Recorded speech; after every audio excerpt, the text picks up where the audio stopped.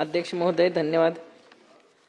2026-27 अर्थसंकल्पीय अनुदान मागण्यांवर चर्चा करण्यासाठी मी या ठिकाणी उभे आहे। अध्यक्ष महोदय, माझ्या मतदारसंघातच नव्हे तर संपूर्ण आपल्या या राज्यातील ग्रामीण भागात शेतकरी बांधव पशुपालन व्यवसायावर अवलंबून आहेत। पशुधन पर्यवेक्षक व इतर तांत्रिक कर्मचाऱ्यांना किरकोळ पशुवैद्यकीय सेवा देण्याचा अधिकार देण्यात यावा। राज्यातील पशु पर्यवेक्षकांच्या 3772 रिक्त पदे त्वरित भरण्यात यावीत। जिल्हा परिषद स्तरावरील पशुधन विकास अधिकारी गट ब रिक्त असलेली पदे भरण्यात यावीत। पदोन्नतीचा प्रश्न सोडवण्यात यावा।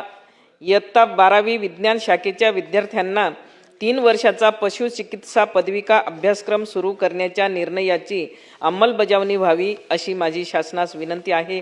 यामुळे राज्यातील पशुपालक आणि शेतकरी यांचा पशुधनाविषयकाचा प्रश्न मार्गी लागणार आहे। याबाबत सकारात्मक विचार करण्यात यावा अशी मी आपणास विनंती करते।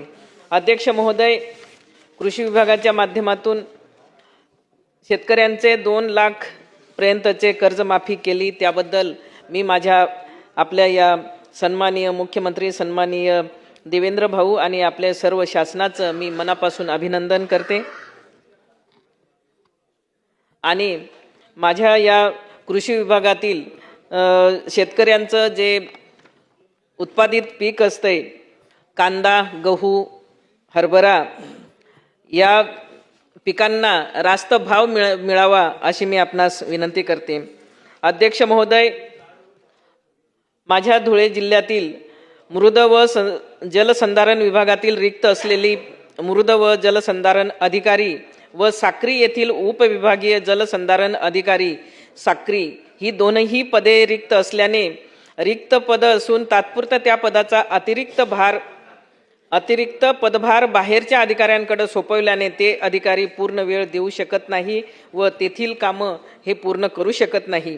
माझ्या मतदारसंघातील साक्री तालुक्यातील मृद व जलसंधारण विभागामार्फत जवळपास 94 साठवण बंधाऱ्यांची कामे मंजूर असून 3 लघु प्रकल्पाची कामे मंजूर आहेत। ही सर्व कामे अर्धवट अवस्थेत आहेत। या कामांकडे नियमित अधिकारी नसल्याने अत्यंत दुर्लक्ष होत आहे।